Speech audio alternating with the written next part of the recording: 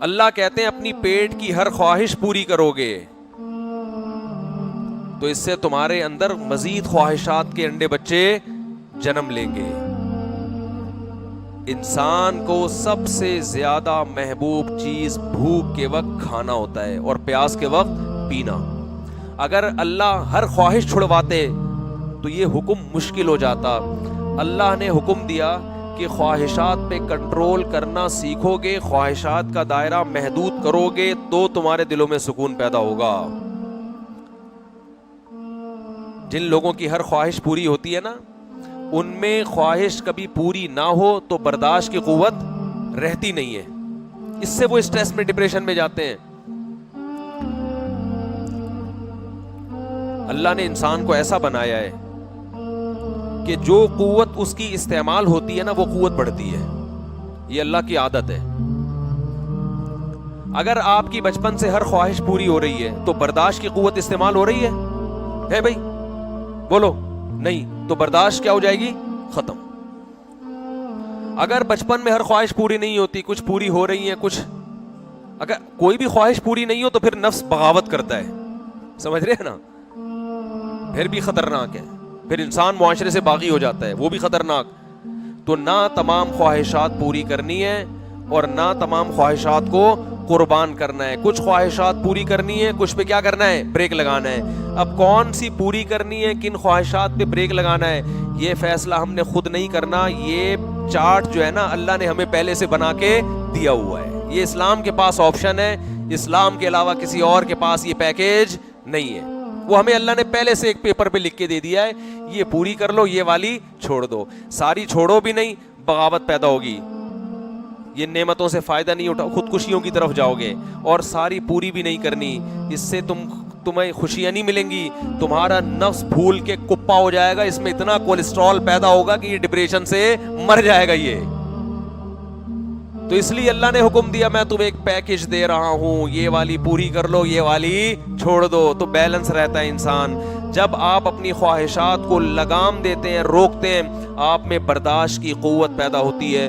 ہوتے ہوتے ہوتے ہوتے وہ قوت اتنی اسٹرانگ ہو جاتی ہے کہ کسی وقت آپ کی کوئی بڑی خواہش بھی اگر پوری نہ ہو تو آپ پہلے سے اس غم کو برداشت کرنے کے لیے تیار ہوتے ہیں.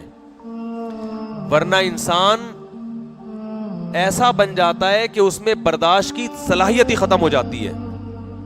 اور ایک وقت انسان کی زندگی میں برداشت کرتے کرتے ایسا آتا ہے, اتنا پاورفل ہوتا ہے کہ وہ غم پروف بن جاتا ہے. جیسے یعقوب علیہ السلام, ساری زندگی غموں میں گزری مگر ایک حرف بھی اللہ کا زبان سے شکایت کا نہیں آیا, اللہ کے بارے میں ایک حرف بھی نہیں آیا. تو ہمیں اپنی خواہشات پہ کنٹرول کرنا ہے. اس لیے نبی صلی اللہ علیہ وسلم نے اپنی خواہشات پہ کنٹرولنگ کا جو سب سے بہتر طریقہ بتایا وہ روزہ بتایا ہے. الصوم جنہ, فرمایا روزہ ڈھال ہے, روکتا ہے آپ کو.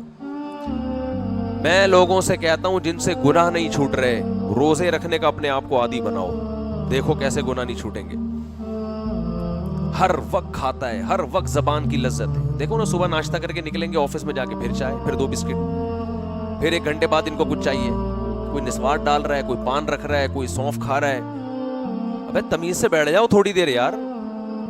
پھر لنچ کے بعد بھی کولڈ ڈرنک اور چائے, پھر اس کے بعد پھر شام کو کچھ چاہیے, ان کو سموسے بھی چاہیے اس کے ساتھ. پھر بہت دیر سے کچھ کھایا نہیں, 1 بسکٹ ہو جائے ہے بھائی.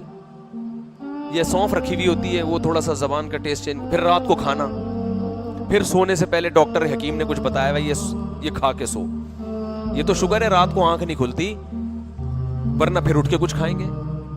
تو جو خواہشات کا اتنا غلام بن چکا ہو, جس کمبخت سے 4-5 گھنٹے صبر نہ ہوتا ہو, وہ شریعت پہ کیسے چلے گا؟ وہ حقوق اپنے اور اللہ کے اور مخلوق کے حقوق ادا کرنے کے لیے یہ ضروری ہے کہ آپ اپنی خواہشات کو کنٹرول کرنا, بلکہ اپنے حقوق ادا کرنے کے لیے بھی ضروری ہے. اپنے حقوق کیا ہے؟ اپنی صحت بنانا. اس میں بھی جب تک آپ کی کنٹرولنگ پاور نہیں ہوگی مضبوط, اس وقت تک آپ اپنی صحت کو بھی مینٹین نہیں رکھ سکتے. ہمارے ایک دوست ایک ورک شاپ کرواتے تھے, بڑی اچھی مثال انہوں نے دی. ایک صاحب کی انہوں نے اس پہ LED پہ تصویر دکھائی, اتنے موٹے نا کپا. ان کو کسی کمپنی میں جاب لگ گئی, بڑی اچھی مینجمنٹ کی. بڑے خوش خوش آ کے اپنے ابا کو بتایا کہ ابا میں اتنے لوگوں کو اب سنبھالوں گا نا. سعودی عرب میں تھے وہ, میں بڑی اچھی جاب لگی اور اتنے لوگوں کو میں سنبھالوں گا. اس کے ابا نے بولا تو اپنے منہ کو تو سنبھال نہیں سکتا, اتنے لوگوں کو کہاں سے سنبھالے, یہ منہ دیکھ تیرا کہاں جا رہا ہے.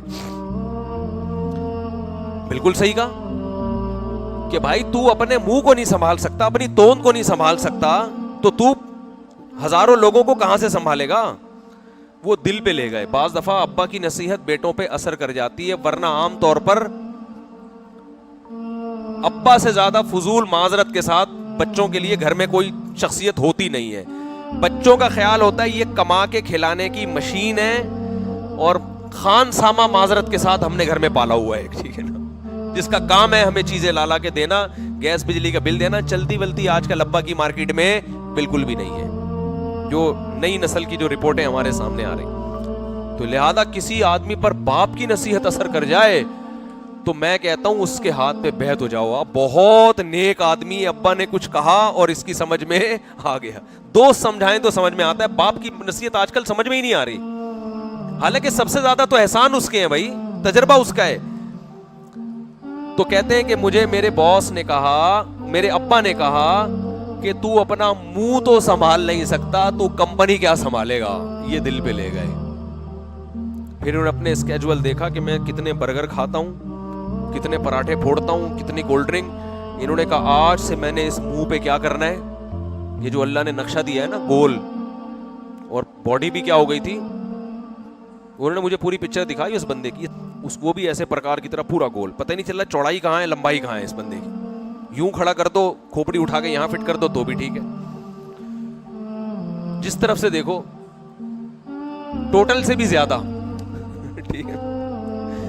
تو خیر انہوں نے پھر ایکسرسائز شروع کی, کھانے پینے پہ کیا کیا, کنٹرول, پراٹھے مراٹھے چھوڑ دی, کنٹرول کیا کھانے پہ.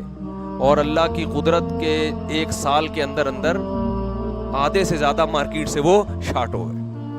لوگ کہہ رہے ہیں باقی کہاں ہیں, لیکن اس کا فائدہ یہ ہوا ڈاکٹروں نے کہا کہ 10 سال شوگر کو آپ نے آگے دھکیل دیا ہے, آپ کو شوگر ہونے والی تھی, چشمہ اتر گیا, اتنے موٹے چشمے لگے ہوئے تھے, چشمہ اتر گیا, صحت خاندانی ہو گئی. تو اپنے حقوق ادا کرنے کے لیے بھی انسان کو اپنے نفس پہ کنٹرول کرنا پڑتا ہے. تو اللہ کے حقوق اور مخلوق کے حقوق کہاں سے ادا ہوں گے, سب سے زیادہ تو اپنا خیر خواہ ہوتا ہے. تو اس لیے اللہ نے ہمیں رمضان دیا کہ بہت کھا لیا, بہت پھوڑ لیا, صبح چائے, پھر وہاں جا کے گٹکا, پھر وہاں جا کے سگریٹ, پھر وہاں جا کے چائے میں ڈبو کے کھا رہا ہے, پھر سموسے وہاں سے پھانک لیے, پھر شام کو ایک پھکی لے کے بیٹھا ہوا ہے نا ہضم کرنے کے لیے. رائزک کے مریض میں نے دیکھے ہیں, ہر کھانے سے پہلے رائزک کھا رہے ہیں. تو اب تو یہ دوائیں ایسی ہو گئی ہیں ہمارے کھانے کا جز بن جائیں گی تھوڑے دنوں میں. یہ جو ہے نا, یہ جو ہاضمے کی دوائیں ہیں, تھوڑے دنوں میں آپ دیکھیں گے کہ یہ بھینس بھی یہی دینا شروع کر دے گی, مجھے لگ رہا ہے. کھیتوں سے یہی اگنا شروع ہو جائیں گی. اللہ کہیں گے تم نے آلو پیاز ٹماٹر تو چھوڑ دیے, تم زیادہ شوق سے ہاضمے کی دوائیں کھا رہے ہو. تو ہو سکتا ہے یہ اگانا شروع کر دیں لوگ, تو اتنا کھا رہے ہیں. تو اللہ نے حکم دیا کہ جو سب سے لذیذ خواہش ہے, انسان کی باڈی کی 2 ریکوائرمنٹ ہوتی ہیں, ایک زبان کی لذت اور ایک خواہشات, سیکسول ڈیزائرز. یہ 2 ریکوائرمنٹ باڈی کی ایسی ہیں جن کو برداشت کرنا انسان کے لیے بہت مشکل. جب یہ خواہشات پیدا ہوتی ہیں تو اللہ نے رمضان میں دونوں چیزیں چھڑوا دی.